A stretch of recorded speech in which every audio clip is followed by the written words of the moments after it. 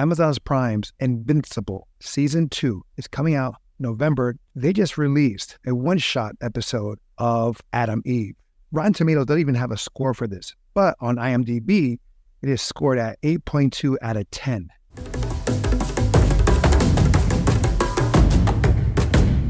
Welcome back to Tales of Two Bros. I am Angel. I'm Adon. Where we give you a review at least once a week. Spoiler alert. Now, last night I reached out to you to let you know that it was the premiere of the episode, the one-shot of Invincible Adam Eve. Did you know about it prior? I did not know at all. Neither did I. I put it on to watch The Power, which is a show about girls getting superpowers. Not really superpowers in the sense of multiple ranges of powers, but it's like electricity. They develop it. It's a safety mechanism that they developed from all the stuff that women have dealt with throughout the years. That's what roughly I'm talking about. But anyway, I saw that on the homepage of the show, and I reached out to you right away because I had no idea either. Before we get into our thoughts about it, well, I'm just going to go over the main stars of voicing the roles. You have Stephen Ewan, small part, reprising his role as Invincible Mark Grayson, Sandra Ho as the mother, J.K. Simmons as the father and Omni-Man, Lauren Cohen, she's also in The Walking Dead. In fact, a lot of these actors are from The Walking Dead. I will probably, because this is written and created by who? The same creator from Walking Dead is the same creator for Invincible, but I don't remember his name. Right. I mean, he's the co-creator, Robert Kirkman. Kirkman, yes. Yes. It makes it no surprise that a lot of these voice actors were main characters or has some supporting roles in the Walking Dead series. So I'll continue on. Like I said, Lauren Cohen, she was War Woman. Phil Lamar playing as Salamander, sidekick. You have Ross Marquand. He is Immortal, Aquarius, and Tech. He was also in Avengers Endgame.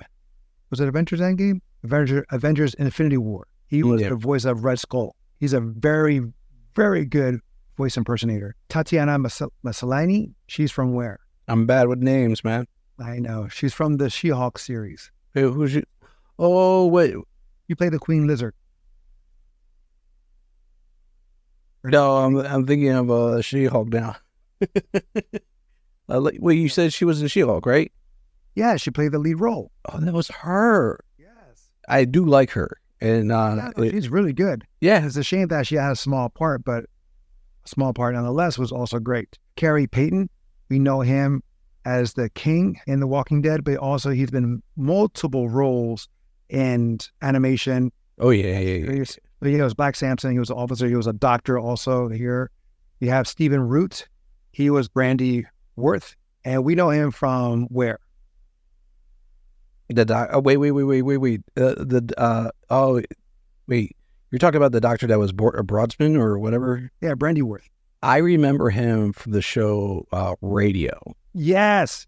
Oh, a nice deep one. That's a deep cut because no one really knows him from that. They know him from True Blood. They know him from Office Space. True. Yeah, he's in those other films, but I was a big fan of Radio. So I remember watching it. Me too. Who else was in that? Do you know? Real quick. Come on. Joe Rogan. Yes. The guy from Kids in the Hall. The one comedian, redhead girl. I always forget her name, not Kathy Griffin. And Andy Samberg. Andy Dick. Yes. And then the late and great Phil Hartman. Yes. Just acting.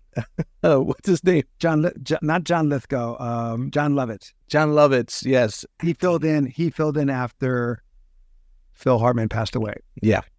Right. Now, I'm looking at the camera, and I know I'm supposed to be looking at you, so I'm going to look right back at you now. So for those listening, all right, but for those who are watching, we're trying a new format here. Instead of looking at each other while we do these reviews. So if we're looking like we're lost, yes, we are. That's me right now. Also, we have here is Lance Reddick, the late Lance Reddick. Which I was surprised, but happy to hear his voice.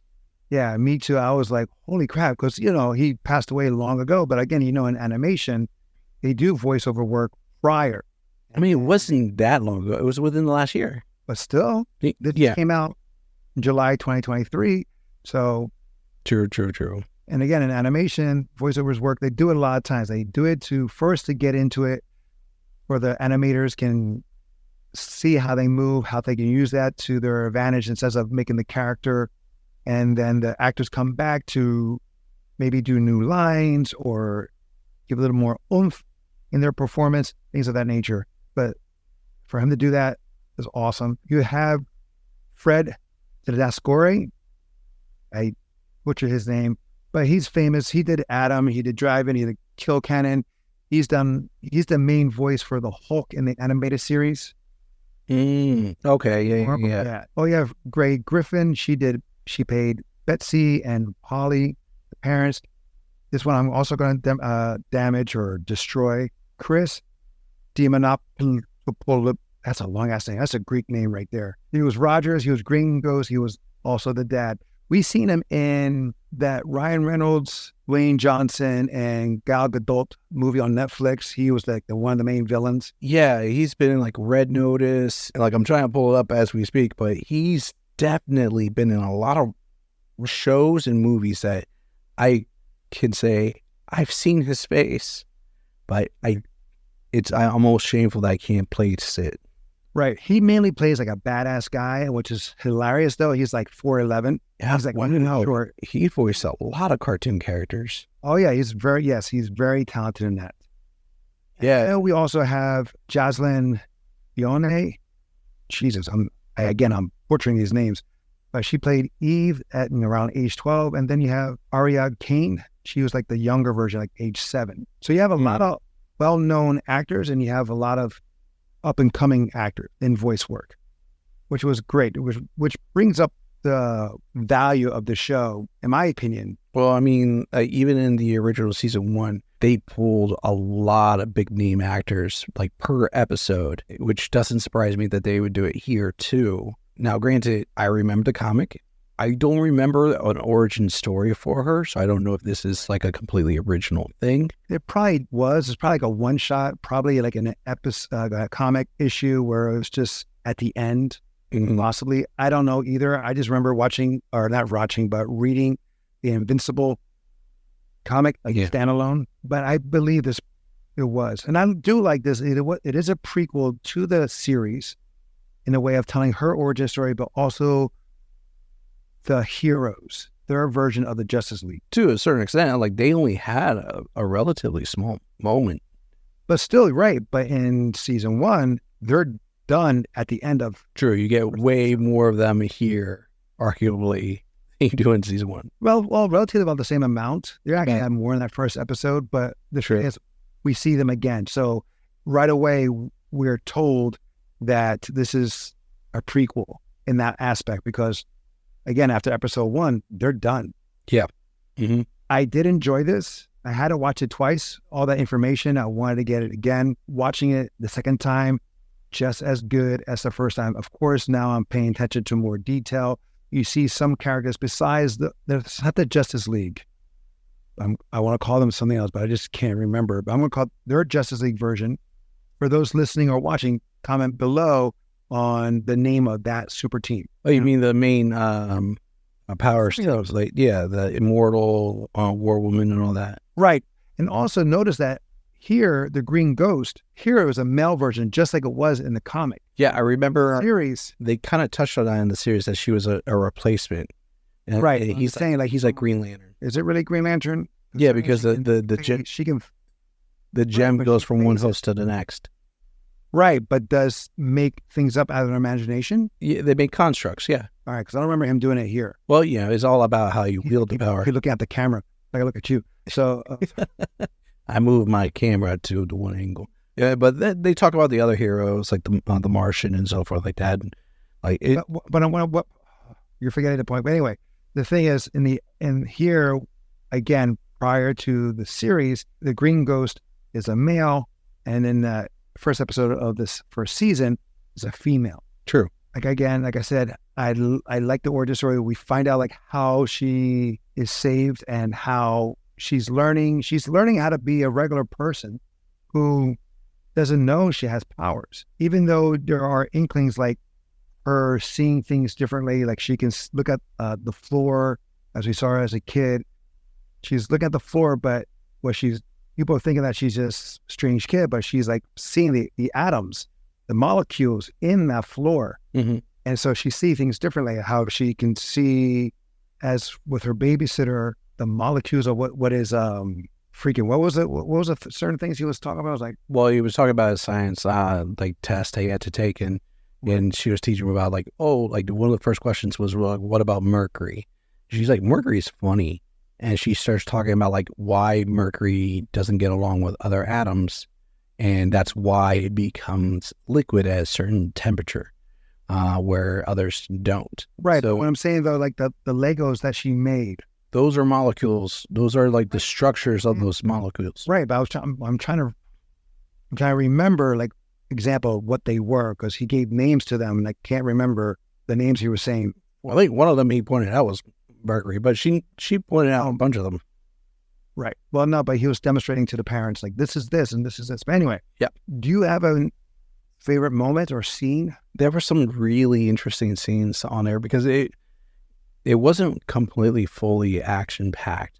I did like the break-in scene with the lizards. They were like the version of the Serpent Society. Yeah. No, they called her the Queen Lizard, and he was the prince. Oh.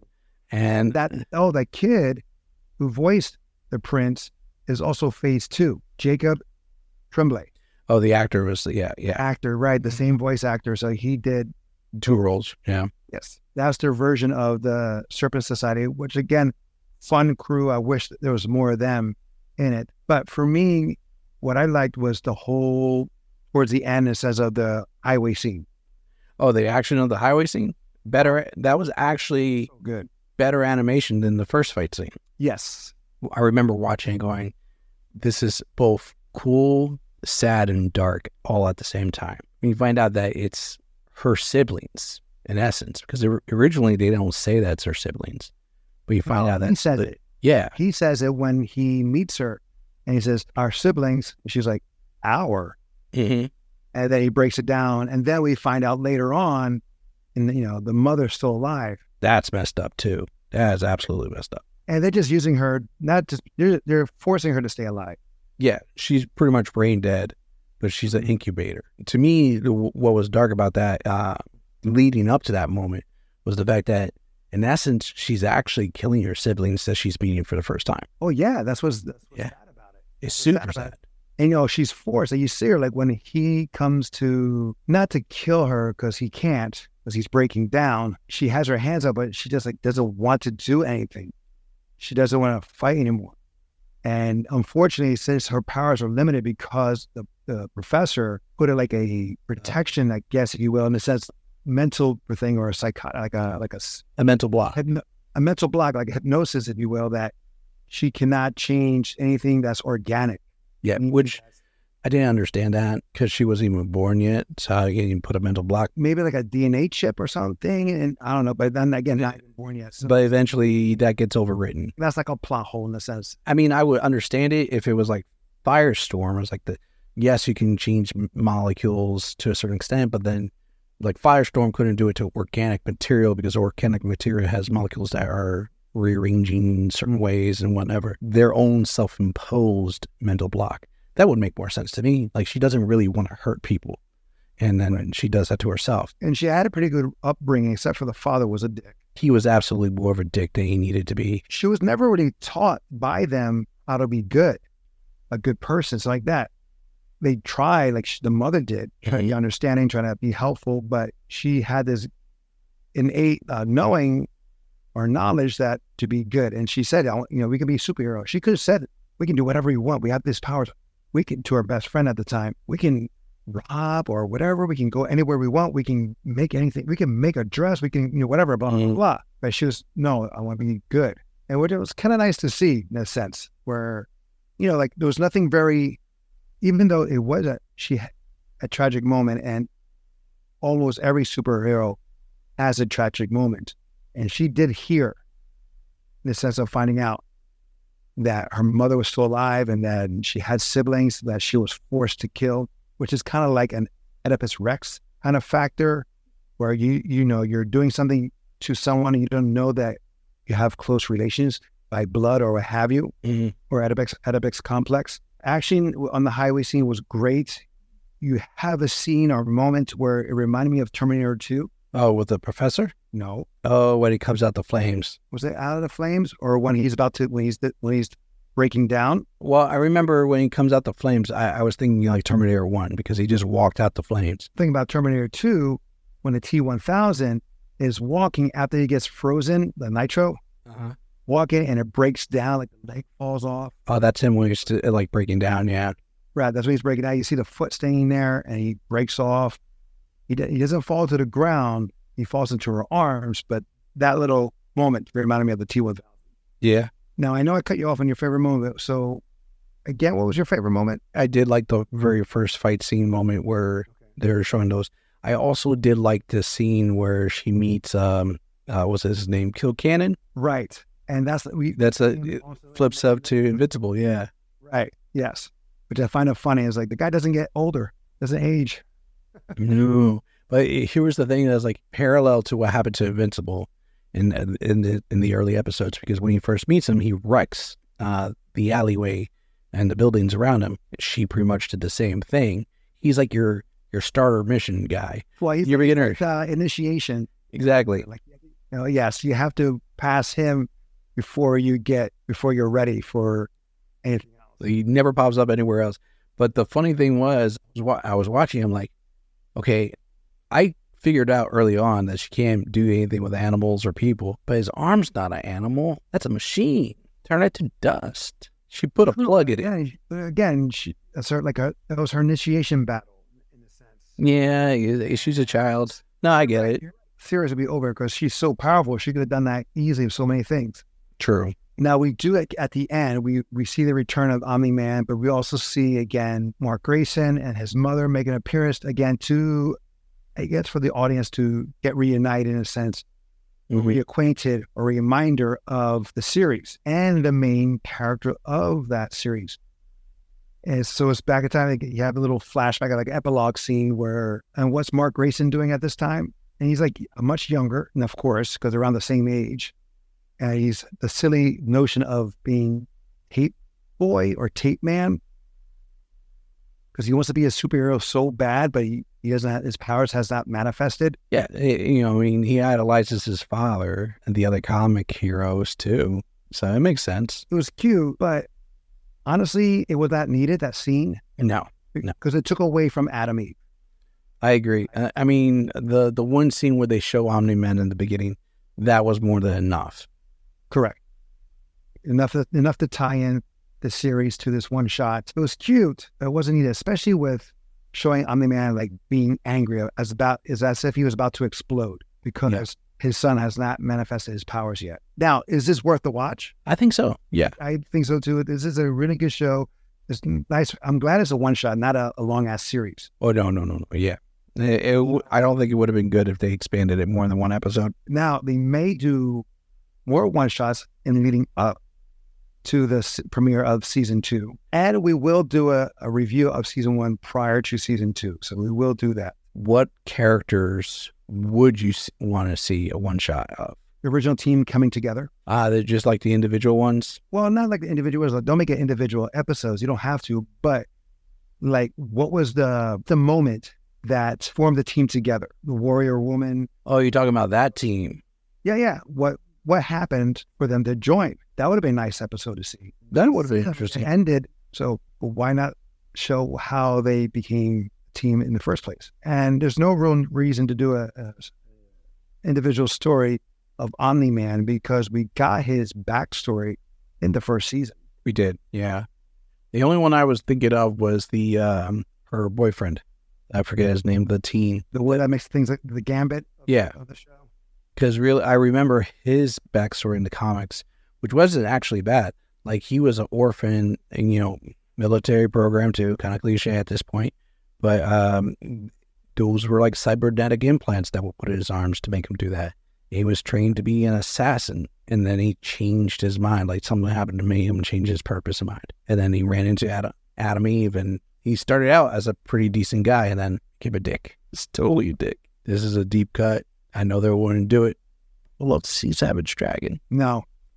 No, no. What I'm meaning is like not a one shot. He needs his own series. Oh God, thank you. Yes, that's a deep cut for a lot of people out there who don't know Savage Dragon. He makes an appearance in the first season. True, he just sits there. He doesn't say anything, but he makes an appearance. Absolutely, same universe, same as One Punch Man. That's argued. People argue that. Yeah, I know, but still, that character looked a lot like One Punch. He absolutely did. But yeah, but again, for their scoring here, on IMDb is 8.2 out of 10. I would give it a solid 9 in my opinion. I'm actually getting a little bit more strict, 8.7. It wasn't something I asked for, but I'm glad I came. Wait a minute, you're glad you came? No, it came. Like, it came to fruition. Okay. Careful, it's a family show. Dude. Now, it did its job. It gave her origin story. It showed her growing up in a sense. It didn't lag too long. It pop, and then it showed her Bruce Wayne moment, if you will. Even though she was already a hero, what made her more focused into becoming one? Because obviously she could have just gave it up after she found out her mother was alive, but then died. She was reason of her siblings being killed. So she could have just quit and said, I'm done with this lifestyle. I'm not going to be a superhero. But she turned it around to become one. No, her parents are not her actual parents. Not that they were adopted, because they didn't adopt her. They thought that was her child. Yeah, and they still do. Still do. Right. But she thought, they adopted me, or I'm adopted. She said that. Yeah, Professor never really clarified that for her. And then she finds out that her mother, who she just found out is alive, gets killed by a ricochet of the bullet. And the one man that, was a connection to her past and knows about her, and she can be honest with, also dies. Right. He's like the surrogate father, if you will. And then her birthday cake is eaten without her. Right. Even though they waited for her, they didn't wait long enough. Which, to me, was I was like, okay, I get it. That's like the straw that broke the camel back with her and her ties with her current parents. Not really, because at the end, her and her mother hugged it out. Yeah, but even in the show afterwards, like, she still doesn't have good ties with her family. And she kind of erased the photo of her family to supersede the old photo. But she made up the family because she doesn't know what her parents or her mother or her siblings truly look like. There's like what they would look like. She put that imagination, like this is what they will look like if they were normal or exactly. But what I mean by the last straw there is, like, you never really see her patch that up. Maybe near the end of season 1 is where she gets close to that. But at the end of season 1, she moves out. Like, she moves out to figure herself out. But she's still, no, I'm thinking of the comics. Like, that's years later even. But it's like, things are rough between her and her parents. No, true. After you can see why there's like nothing really... a divide, a separation, there's tension. And we find out why in this episode in multiple levels and for multiple reasons. Absolutely. Absolutely. The whole eating the cake thing is symbolic about like how she views her father and how he views her. And even though he has actions that he does that makes him seem like an ass, behind the curtain, he truly does care. He just doesn't know how to process and do those things. He has like no filter in his words or his actions. Exactly. I'm no psychoanalyst, but I want to say he has like narcissistic tendencies, because like a lot of his, processes when raising her are like, what do other people see out of her? And that's a reflection of him. But bringing that back, the cake thing for me, that was either like too much for the father, because I'm like, come on, man, really, you didn't need to go there. Or B, like the fact that she like just ran off crying for that, I'm like, okay, I get that why she did that, but at the same time, after a day like that and just coming home and seeing I at least have 2 people, they may be shitty people, but they still thought of me, I might just sit down and eat the rest of that cake, because I had a rough day. Can see your point, but I don't, in a way that we don't know, in a sense. Again, we just see a snippet of her life. We do see in the part where they have a strong bond. And of course, when you get older, a lot of kids, they rebel from the family. And then that connection they once had is severed, and it's just hard to come back to, And again, he gets a little more Like he got mad at her for drawing atoms on paper. Even when the babysitter was saying that she was a genius, which most parents would be like, that's fantastic. Right. Like she's a genius. And he goes, that's weird. Well, I think it's more in the sense of like he kind of has some kind of resentment because he's probably not intelligent or on the same level. Oh, absolutely. That's probably, that could be another thing, that there is resentment there. Of course, in the second season, on the first season of Invincible, they find out that she has powers. Yeah. And that's where, like, in the first season of Invincible, I always thought that he was being a dick because he was more concerned of her well-being. Like, oh yeah, you're a superpower, granted, but you're going out there putting yourself on the limes, right? And you can't really vocalize the fact that I'm worried for your safety because you're throwing yourself out there. Was it that, or that he was afraid of what people think of him because he's the father? No, well, her identity was still hidden. She didn't wear a mask? Yeah, but she still changed costumes or whatnot. She always went by Adam Eve. No, I understand, but I'm just saying she didn't wear a mask because people, it's like that Superman trope where, glasses don't really define, and they covered it in season 1 too, where like, if you're not paying attention, you're not going to see the connection. You're not going to see the two people are the same actual person. Exactly. And a lot of people don't look up. It's deep, and it kind of, you can see, even though it's superpowers like that, but you can see how it relates into the modern time, modern day, where, parents and children can't relate. That's definitely for sure. And some of them, don't know they're adopted. And then they find out it's a whole shock. There's, again, a divide, a wall forms up. Sometimes, not everyone. Everyone, everyone's different. Some form a wall. Sometimes the bond gets stronger because they realize these people love me. They took me in. Mm-hmm. Okay, guys, that is our series review of the one-shot of Invincible, Adam Eve. Have you seen it? What do you think? Let us know in the comments below. And as always, if you have a show for us to review or a movie, leave a comment below or email us at talesofthetwobros@gmail.com. Until next time, we'll be the next time. I'm Angel. I'm Adon. Love you, bro. Me too.